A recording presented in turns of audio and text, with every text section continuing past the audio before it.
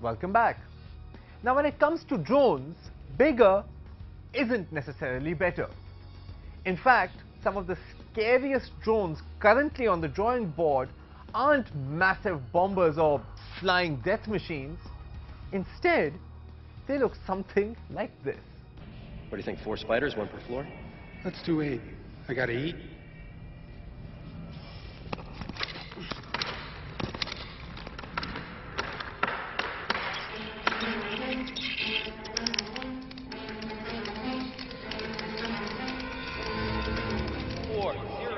We are deploying spiders into your complex.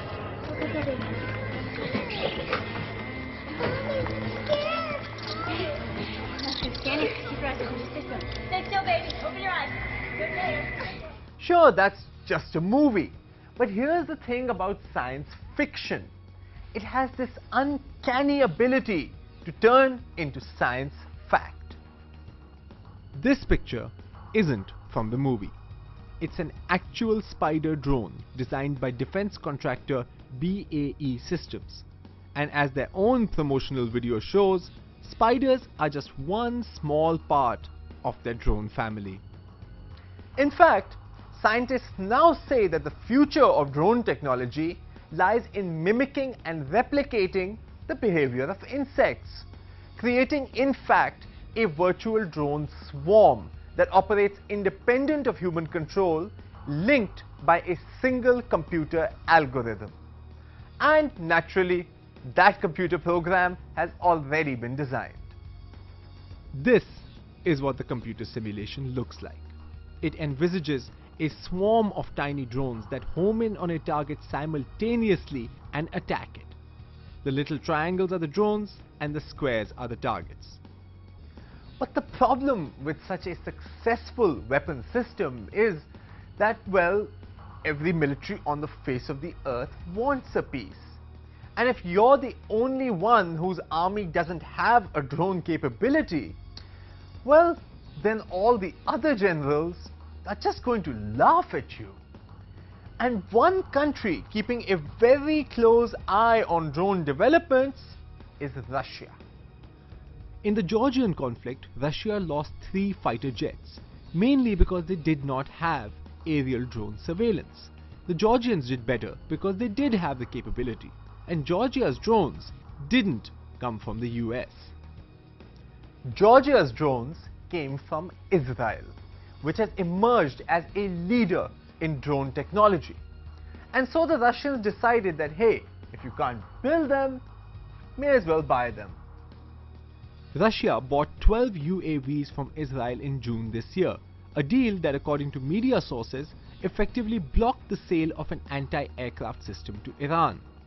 The deal also included terms that Russia would not transfer the technology to Iran or Syria. But then came another little issue. A Russian official promptly announced that they had bought the UAVs precisely so that they could take them apart and build more and cheaper ones. Really? You can't trust anyone anymore. Of course, the Russians aren't the only ones lusting after drone technology.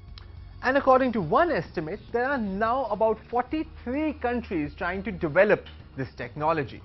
And yes, Pakistan's one of them. Although our own program is currently in its absolute infancy. But don't despair. The Chinese are on the job and have already come up with a drone they call the invisible sword. So there's every chance the market will soon be flooded with low-cost drones in less than a decade. And just because America invented the technology doesn't mean they have a monopoly on either design or best usage. After all, Britain invented the tank in World War I, but they didn't quite know what to do with it. Instead, it was Germany, 30-odd years later, that put it to best use, blitzkrieging their way across Europe. And what happens when this technology finally makes it into civilian hands? How far off is the day when terrorists can use drones filled with toxins or explosives to hit their targets? Or is the prospect of non-military drones so far away that we don't have to worry about it today? Think again. Just a casual search found one website specializing in do-it-yourself drones. providing everything from materials and equipment to help and know-how.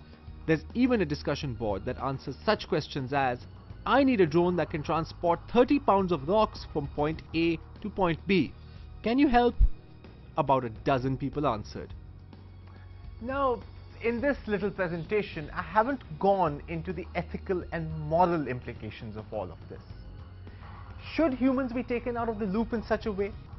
Should war be reduced to a video game? And what happens when less than ethical governments get their hands on this technology? But regardless of how this pans out, and no matter where the moral debate goes, militaries around the world are pumping trillions of dollars into this technology. And like it or not, the drone wars have officially begun. Ladies and gentlemen, the future is now.